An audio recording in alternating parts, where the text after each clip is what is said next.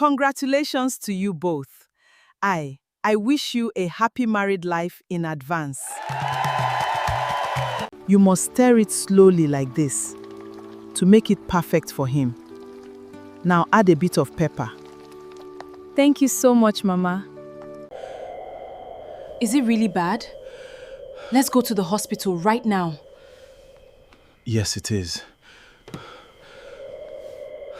My son is in the hospital. His wife has poisoned him.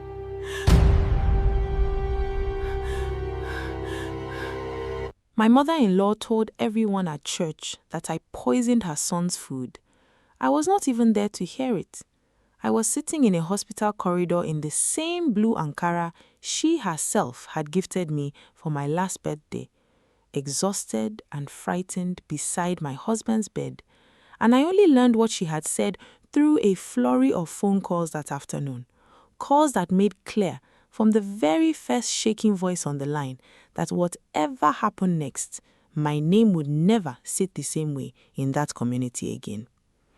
Before I tell you what the hospital report eventually proved, before I tell you what our pastor made her do in front of the very people she had turned against me, and before I tell you about the real reason she was so certain her son had been poisoned, let me say this.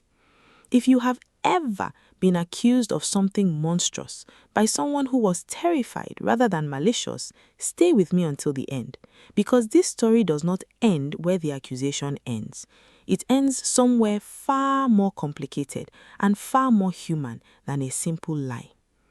If this is your first time here, subscribe now, because I promise you, the woman who nearly destroyed my marriage in front of 200 witnesses was not acting alone, and the truth behind her accusation reaches back further than either of us understood that Sunday morning. My name is Chiamaka, and I had been married to my husband Emeka for 6 years by the time this happened. 6 years spent building a life together in Owerri that included 2 children, a small provisions business I managed alongside his family's larger trading operation, and, until that Sunday, what I believed was a solid, if occasionally strained, relationship with his mother-in-law, a woman everyone in our church called Mama Chukwuma, in the traditional way, after her eldest son. I want you to hold on to that detail, because it matters more than you might expect right now. Mama Chukwuma was not named for the son I married. Emeka was her second son. Her firstborn, Chukwuma, had died as a young man years before I ever met the family. And though nobody spoke of him often in my presence, I had always sensed, in the careful way certain topics were avoided at family gatherings, that his death had left a wound in that household that had never fully closed.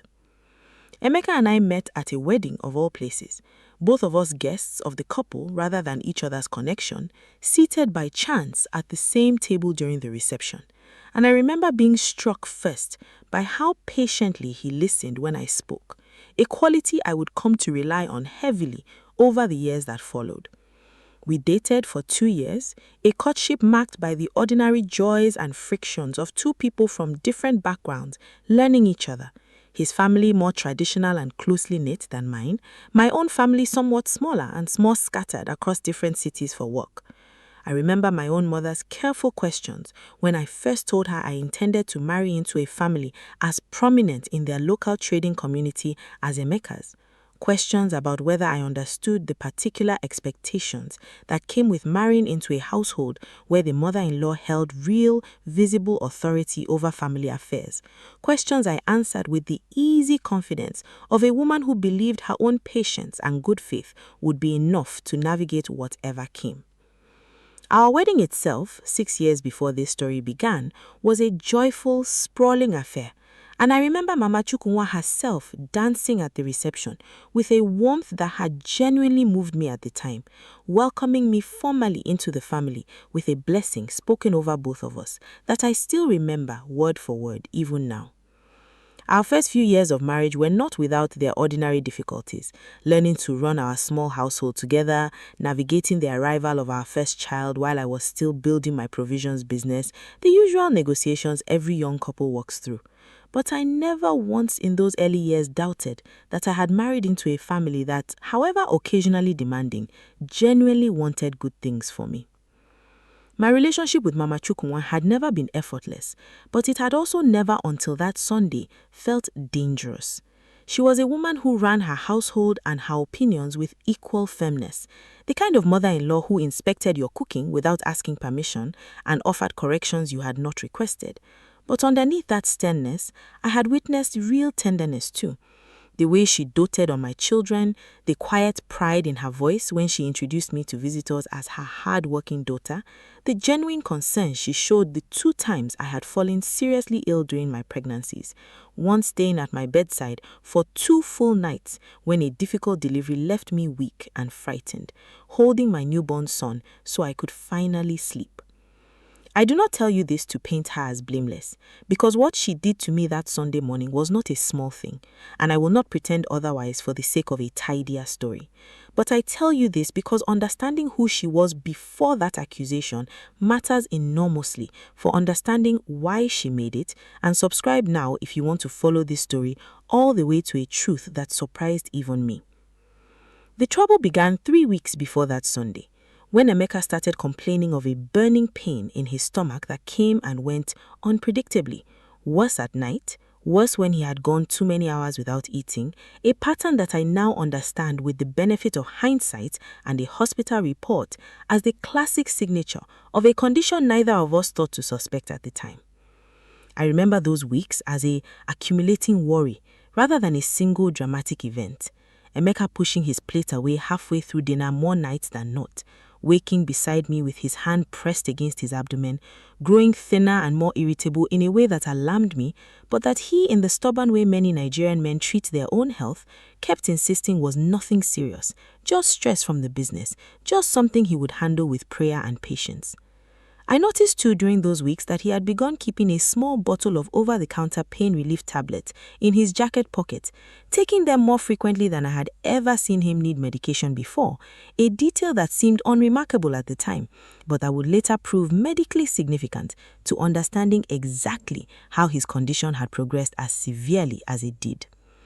He had also grown quieter during those weeks, in a way that worried me almost as much as the physical symptoms themselves, spending long stretches of evenings sitting alone on our small veranda, rather than joining me and the children the way he usually did, telling me only that the business had been stressful lately, that a difficult client negotiation was weighing him more than usual, explanations I accepted at the time without pressing further, not wanting to add to whatever burden he was already carrying. I begged him more than once during those 3 weeks to see a doctor, and each time he waved me off, telling me his mother had already given him some bitter leaf concoction she swore by, that between her remedy and his own resilience he would be fine within days. I want you to remember that detail too, because it becomes important later. Mama Chukwuma was already treating her son's illness herself during those 3 weeks, confident in her own diagnosis and her own cure, before any of what followed ever happened. If you have ever watched someone you love dismiss a warning sign because admitting real illness felt scarier than simply enduring it, subscribe now, because what happened next moved faster and more publicly than any of us were prepared for. The night before that Sunday, Emeka's pain became something neither he nor his mother could dismiss any longer. I awoke around 2 a.m. to find him doubled over on the edge of our bed, sweat beading across his forehead despite the ceiling fan running at full speed, his breathing shallow and fast in a way that frightened me more than anything in our 6 years of marriage had frightened me before. He was clutching his stomach with both arms, unable to speak clearly through the pain, and when I turned on the bedside lamp and saw his face properly for the first time, ashen and twisted with an agony I had never witnessed on him before, my own hands began shaking so badly I struggled for several long seconds to unlock my phone. I called Emeka's elder cousin, Obina, at that impossible hour, and he arrived within 20 minutes, still in the clothes he had clearly slept in, helping me half carry Emeka down our narrow staircase and into the back seat, where I sat holding my husband's head in my lap through every pothole and sharp turn on the dark, empty road to the general hospital, praying in a continuous wordless murmur I do not fully remember the content of even now. The emergency room when we finally arrived was thankfully quiet at that hour, and the doctor on duty examined him quickly, his expression shifting from routine assessment to genuine urgency within moments, ordering immediate blood work and imaging while nurses moved around Emeka with the brisk, purposeful efficiency that somehow manages to be both reassuring and terrifying at the same time. I remember standing just outside the curtain of his emergency bay,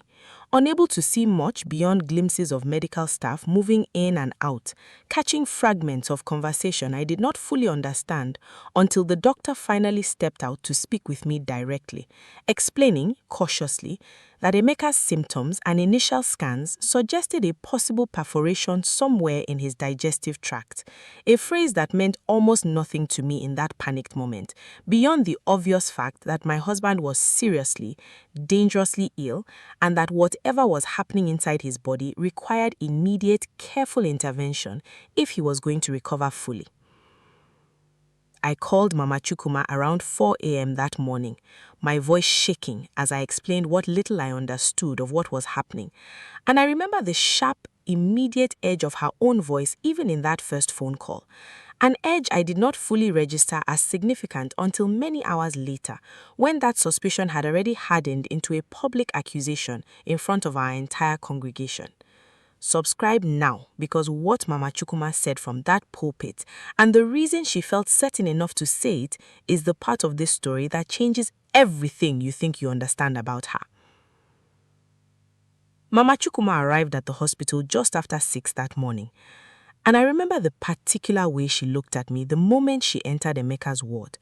not with the shared worry of two women united by love for the same man, but with something colder, more assessing, a look I did not have language for at the time but would understand painfully by the end of that same day. She moved past me without her usual greeting, going straight to her son's bedside, taking his hand and murmuring prayers over him in a low, urgent voice. And I remember standing at the foot of the bed, exhausted and frightened myself, waiting for some acknowledgement that did not come for several long minutes. She asked me, almost immediately once she finally turned to face me, what Emeka had eaten the night before, her tone sharper than the question itself seemed to warrant, more interrogation than concern. I told her honestly, pepper soup I had prepared myself, the same meal all 4 of us in the household had shared, our 2 children included, none of whom had shown even the faintest sign of illness. She asked the question again, differently phrased, whether I had prepared his portions separately from ours, whether I had been alone in the kitchen at any point that evening, whether anyone else had been present to witness me cooking. Questions that felt, even then, less like genuine inquiry and more like a woman building a case in her own mind before she had gathered any real evidence to support it. I remember answering each question as patiently as my exhaustion allowed, still not fully registering the direction her suspicion was heading, attributing her strange intensity to the ordinary panic of a mother watching her son suffer without a clear explanation. She asked too whether Emeka and I had been arguing recently, whether anything had changed in our marriage in the weeks before his collapse. And I remember feeling a small flicker of unease at that particular question, though I still could not have named in that moment exactly what she seemed to be circling towards. I told her honestly that we had not argued about anything beyond the ordinary small frictions of married life, that if anything, we had grown closer in recent months, working together more closely on a business matter I had been quietly investigating, a detail I mentioned only in passing, not yet understanding how significant it would eventually become to explaining everything that followed. I did not understand in that exhausted, frightened morning how quickly her private suspicion would become public accusation, and I want to be honest that I did not take her strange questions as seriously as in hindsight I probably should have. I assumed grief and fear were making her irrational, the way fear often does to people watching someone they love suffer without a clear explanation, and I focused instead on Emeka, on the doctors moving in and out of his ward, on trying to understand what the emergency scans were showing before they had fully confirmed anything. I did not know, sitting in that hospital corridor, exhausted and frightened myself, that Mama Chukwuma had already left the hospital by mid-morning and gone straight to church, where our congregation's Sunday service was already underway, carrying with her a private terror that had been building, I would later learn, for far longer than the 3 weeks of Emeka's stomach pain. If you want to understand exactly how a private fear turned into a public accusation in front of 200 witnesses, subscribe now. Because what Mama Chukwuma said from that pulpit and the reason she felt certain enough to say it is the part of this story that changes everything you think you understand about her. I was not at church that Sunday morning. I had stayed with Emeka in the hospital, exhausted, unwashed, running on no sleep, focused entirely on whether my husband was going to survive whatever was happening inside him. I learned what happened during testimony time only later that afternoon, first through a flurry of concerned phone calls from friends who had witnessed it directly, and then more painfully from my own younger sister, who had been sitting close enough to Mama Chukwuma to hear every word clearly, and who called me in tears, her voice shaking as she tried to explain what she had just watched unfold. Mama Chukwuma had stood during the open testimony portion of the service, a segment usually reserved for gratitude and praise reports, small joyful announcements about answered prayers and healed relationships, and had instead announced, her voice carrying across the entire hall, that her son was fighting for his life in the hospital because his wife had poisoned him. My sister described the specific moment vividly, how Mama Chukwuma had gripped the back of the pew in front of her as she spoke, her whole body trembling, tears streaming down her face, even as her voice rose with a conviction that left no room in that first devastating moment for anyone in the congregation to question what she was saying. The church had gone completely silent, my sister told me. 200 people frozen in a kind of horrified stillness before a low murmur began spreading through the pews. Whispers I can only imagine, even now, given how quickly that story apparently reached every corner of our community before I had even fully processed what my husband's diagnosis actually was. Mama Chukwuma reportedly went further, describing details she had apparently constructed in her own mind overnight, that I had been acting strange in recent weeks, that I had insisted on cooking Emeka's portion separately more than once in the preceding month, and that she had always sensed something dark beneath what she called my quiet, calculated ways. Language that once I heard it repeated back to me felt less like an accusation about a single incident and more like years of quietly accumulated suspicion finally finding an outlet. My sister said several women near her had begun weeping along with Mama Chukwuma, caught up in the raw emotion of the moment, while others exchanged uneasy glances, uncertain whether to believe such a serious accusation delivered with such apparent conviction from a woman as respected as Mama Chukwuma. Reverend Okonjo himself, my sister told me, had appeared momentarily stunned, stepping forward to gently guide Mama Chukwuma back to her seat once her testimony had run its course, though the damage of those few unrehearsed minutes had, by then, already spread through the congregation far faster than any pastor could contain in the moment. If you have ever had years of someone's private doubt about you erupt suddenly into public condemnation, stay with me because, subscribe now, what I discovered over the following days about where that accumulated suspicion actually came from is not the simple story of a jealous or cruel mother-in-law you might be expecting. I want to pause here and describe what those first 48 hours actually felt like, because I do not think words fully capture the specific, disorienting horror of learning that your entire community believes you capable of murdering your own husband, while that same husband is still lying in a hospital bed, his condition not yet fully diagnosed, his survival not yet fully certain. I remember sitting in the hospital cafeteria that Sunday evening, phone buzzing constantly with messages I was too afraid to open, some from concerned friends trying to understand what was happening, others, I would later discover, from people I had known for years, suddenly treating me with a cold, careful distance that told me the rumor had already hardened into something closer to accepted fact in their minds. I remember, too, the specific humiliation of returning briefly to our house that Sunday night to collect a change of clothes and finding two neighbors who had always greeted me warmly, suddenly finding urgent reasons to be occupied elsewhere as I passed, their averted eyes telling me everything I needed to know about how quickly a rumor delivered from a church pulpit could travel through an entire neighborhood in a matter of hours. My own mother called, frantic, having heard the story secondhand from a cousin before I had even reached her myself, and I remember the particular pain of having to convince my own family over a shaky phone call in a hospital cafeteria that I had not tried to kill the man I loved, my voice cracking as I explained a diagnosis I did not yet fully understand myself, while simultaneously trying to defend my own innocence against an accusation I had not even been present to hear delivered. I did not sleep at all that Sunday night, sitting instead in a plastic chair beside Emeka's hospital bed, watching him drift in and out of a medicated, uneasy rest, turning over in my mind every possible reason Mama Chukwuma might have arrived at such a devastating conclusion so quickly, unable yet to imagine the fuller picture that would only become clear to me days later. I remember praying somewhere in the small hours of that endless night, not for vindication exactly, but simply for my husband's survival, telling myself that whatever damage had been done to my reputation could eventually be repaired, if only he recovered, a bargain I made silently with God that I would have honored in any form required of me.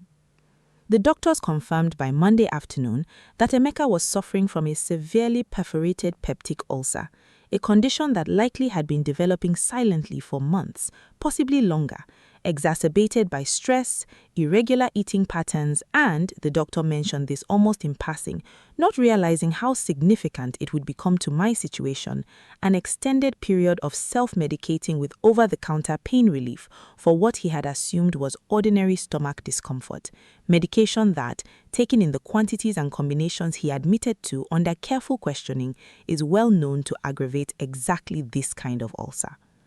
I remember standing in that hospital corridor, listening to the doctor explain all of this in careful, measured medical language, feeling a wave of relief almost overwhelming that nearly buckled my knees, followed almost immediately by a fresh wave of fury, because I understood in that same moment exactly how thoroughly and how publicly my name had already been dragged through something this medically ordinary explanation could never fully undo on its own. If you are angry on my behalf right now, hold on to that feeling, because subscribe now, the confrontation that followed and the deeper truth I uncovered for why Mama Chukwuma had been so quick to believe the worst of me is where this story becomes something far more layered than a simple cleared name vindication.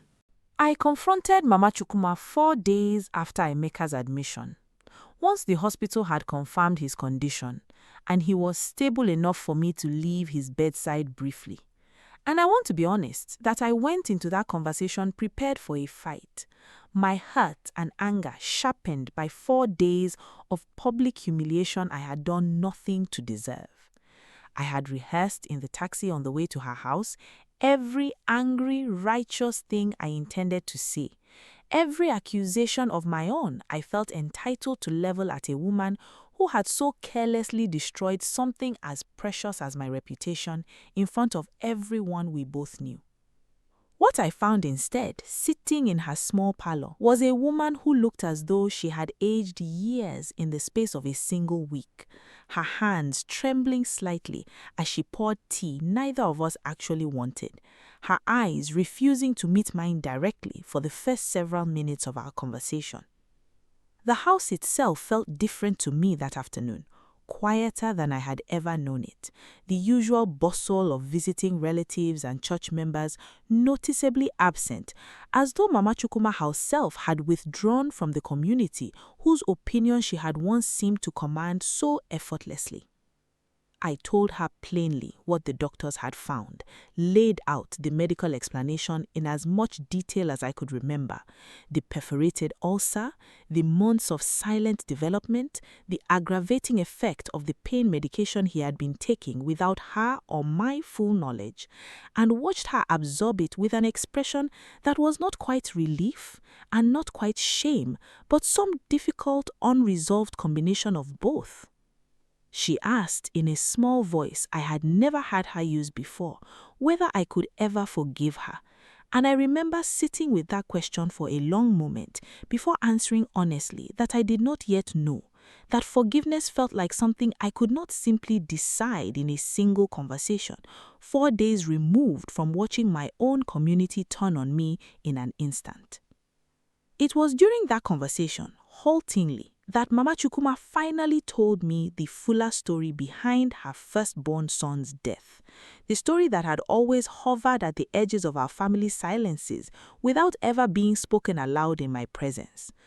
Chukwuma, her eldest, had died at 26 years old, nearly 15 years before I married Emeka, after a sudden, severe illness that struck him within days of a family gathering, an illness the doctors at the time had struggled to diagnose quickly, given the more limited diagnostic resources available at the small hospital that had treated him, and one that, in the absence of clear answers, had given rise to whispered suspicions within the extended family that he had been poisoned by a jealous business rival, a rumor connected, she told me, to a trading partnership gone sour shortly before his death. Suspicions that were never formally confirmed, but that had also, apparently, never been fully put to rest either. Mama Chukwuma described in fragments, punctuated by long silences, the specific texture of those final days at her son's bedside, the confusion of doctors unable to explain his rapid decline, the whispered theories among relatives that had reached her even as she sat exhausted and frightened beside him, the particular helplessness of watching a healthy young man deteriorate without anyone being able to tell her why. She told me she had never fully believed the poisoning rumors herself at the time, dismissing them as the kind of desperate explanation grieving families sometimes reach for when a death makes no medical sense, but that some quieter, more superstitious part of her had apparently carried that fear dormant for 15 years, waiting, she said, for circumstances that would let it resurface. Mama Chukwuma told me, her voice breaking in a way I had genuinely never witnessed from her before, that she had sat beside her firstborn son's hospital bed, watching him deteriorate with no clear explanation, exactly the way she had sat or imagined sitting beside Emeka's bed 15 years later, and that some old, unhealed part of her had simply collapsed the two situations into a single, terrifying pattern the moment Emeka's own symptoms began, her mind reaching backward for the only explanation it had ever encountered for his son's sudden, frightening illness, regardless of how poorly that old explanation actually matched Emeka's own medically ordinary circumstances. If you have ever watched an old, unprocessed grief distort someone's judgment about something happening right in front of them, stay with me, because subscribe now. This explanation, painful and understandable as it was, still left one important question unanswered, and the answer to that question surprised me even more than Mama Chukwuma's grief had. I asked her, once I had absorbed the weight of what she had told me about Chukwuma, why her fear about history repeating itself had crystallized so specifically around me, why she had settled so quickly and so publicly on poison rather than the dozen more ordinary explanations for a husband's stomach pain. She grew quiet for a long moment, twisting her wrapper between her fingers, the way I had seen her do only rarely, in moments of genuine distress. And when she finally answered, she told me something that reframed the entire accusation in a way I had not expected. She explained that in the days before Emeka's collapse, her niece, my husband's cousin, Ngozi, who helped manage the bookkeeping side of the family's trading business alongside me, had come to her privately, expressing what she described as concern about changes she had noticed in my behavior, long hours locked away with the account books, a new secrecy about certain business records, a new tension between Emeka and me that Ngozi claimed to have witnessed during a recent visit. Questions crafted, I now understood, to plant a seed rather than make an accusation Ngozi herself could later be held responsible for. Mama Chukwuma admitted that those seemingly innocent questions, arriving as they had during a week already thick with her own private anxiety about her son's declining health, had lodged themselves somewhere she could not easily dislodge, resurfacing with terrible clarity the moment Emeka's condition turned serious enough to require hospitalization, transforming Ngozi's carefully vague concerns into the fully formed, devastating accusation she had delivered from the pulpit days later, an accusation she now recognized with visible shame as something she had essentially co-authored with her niece without ever fully realizing it.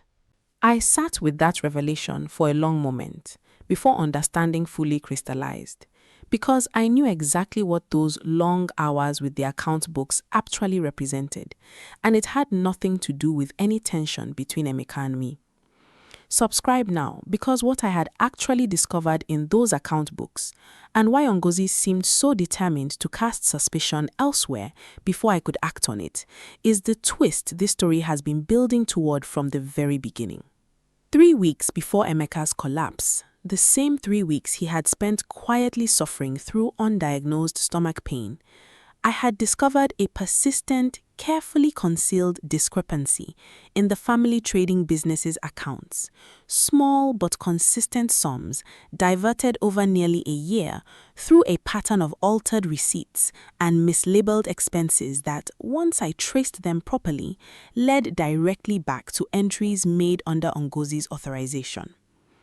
I had not yet confronted anyone about it, wanting to be certain before raising something so serious within the family, spending exactly the kind of late evenings with the account books that Ngozi had apparently characterized to Mama Chukwuma as suspicious secrecy, rather than the careful, responsible auditing it actually was. I had mentioned my concerns to Emeka only briefly in a private conversation the week before his hospitalization, asking him how he wanted to handle confronting his cousin once I had gathered complete documentation. A conversation that, I now understood, must have reached Ngozi's ears in some distorted form, given how precisely timed her preemptive visit to Mama Chukwuma was turned out to be. I want to be careful here, because I do not want to overstate what I can actually prove about Ngozi's intentions, and I think that honesty matters more than a neat villain's confession would. I do not know, even now, whether Ngozi deliberately calculated that stalking Mama Chukwuma's old grief about Chukwuma's death would create a convenient public distraction from her own financial misconduct, or whether her visit to Mama Chukwuma was a more instinctive act of self-protection that happened almost accidentally to land inside a family wound already primed to interpret any strange behavior as evidence of poisoning. What I do know is that once the embezzlement was formally uncovered and confronted in a family meeting held 2 weeks after Emeka's discharge from the hospital, Ngozi did not deny the diverted funds, offering instead a hurried, tearful explanation about her own husband's failing business and the debts she had been quietly trying to cover, an explanation that, whatever sympathy it deserved on its own terms, did nothing to erase the convenient timing of her whispered concerns to a grieving mother already primed to fear the worst. If you are still with me, if you want to know exactly what happened when the truth finally reached our entire congregation and what our pastor required of Mama Chukwuma in return, subscribe now, because the resolution to this story is not simply about clearing my name, it is about what an entire community owes someone once it has wronged her publicly. Our pastor, a thoughtful man named Reverend Okonjo, who had shepherded our congregation for nearly 2 decades, and I want to give him real credit for how seriously he treated what had happened, refusing to let it be quietly absorbed into ordinary church gossip and forgotten the way such episodes so often are. He visited me at the hospital himself 2 days after the accusation, sitting with me for nearly an hour, listening carefully to my account of everything that had happened before offering any judgment of his own, a patient I appreciated enormously during a period when I felt as though almost nobody around me was pausing to hear my side of things clearly. Once the hospital report confirming Emeka's ulcer diagnosis was available, and once I had shared it with him directly, he asked to meet with Mama Chukwuma and me together, a conversation in which he made clear, gently but firmly, that a public accusation delivered from the pulpit required a public correction delivered in exactly the same place, regardless of how sympathetic the underlying grief and fear that had produced it might have been. I remember him telling Mama Chukwuma in a tone that carried real compassion alongside real firmness that grief was a legitimate thing to carry and to eventually heal from, but that grief could never be allowed to become a permanent excuse for damaging another person's standing in the very community meant to protect her, and that the church, having witnessed the wound, bore some responsibility for witnessing its correction as well. Mama Chukwuma did not resist that requirement, which surprised me somewhat, given how proud and formidable I had always known her to be. I think in the end, the shame of what she had done, once she fully understood both the medical truth of Emeka's condition and the deeper manipulation behind Ngozi's timely whispers, weighed on her more heavily than her pride could withstand. 2 Sundays after her original accusation, standing in that same spot near the pulpit where she had once declared me a poisoner, Mama Chukwuma stood again, her voice noticeably less steady than it had been the first time, and told our congregation the full truth, that her son's illness was a medical condition entirely unrelated to anything I had done, that she had spoken from a place of old, unhealed grief rather than genuine evidence, and that she owed me, in front of every person who had heard her original accusation, a sincere and complete apology. I remember standing beside her during that apology, feeling a strange mixture of vindication and grief of my own, because even a full, public correction cannot fully undo the particular sting of 200 people having believed even briefly that you are capable of murder.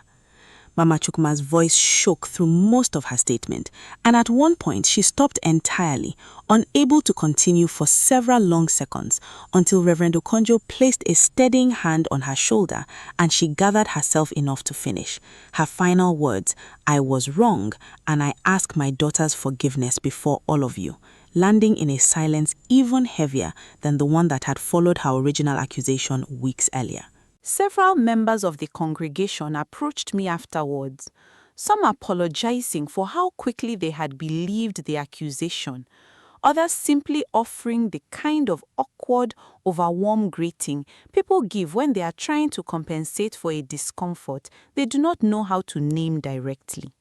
An older woman I had known for years, Mama Ijeoma, held both my hands tightly and told me she had never believed the rumor for a moment, though I noticed she had not said so publicly at any point during the preceding weeks. A small, quiet reminder that courage to defend someone privately and courage to defend them publicly are not always the same thing, even among people who mean well.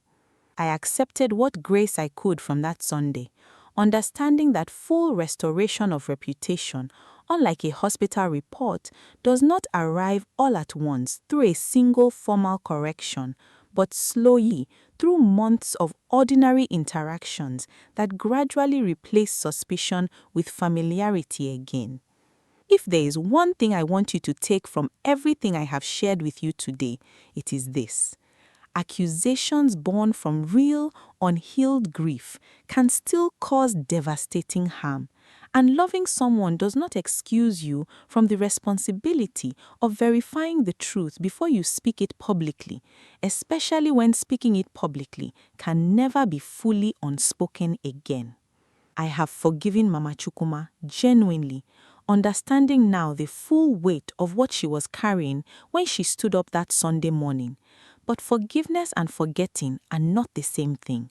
and I do not think either of us pretends otherwise when we sit together now, more careful with each other than we once were, but still, I believe, moving steadily back towards something real. Ngozi no longer works within the family business, though the family chose ultimately not to pursue formal criminal charges against her, opting instead for a repayment arrangement negotiated quietly among the older relatives, a decision I did not fully agree with but understood, given how deeply woven our extended family's relationships remained despite everything that had happened.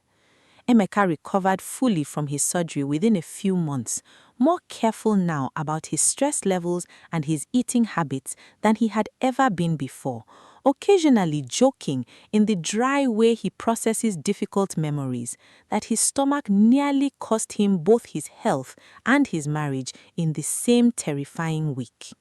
If this story reminded you of a time someone believed the worst of you before checking the facts, or a time your own fear led you to believe the worst of someone else, I would love to hear about it, and I hope you will stay close because I have many more stories like this one still to tell.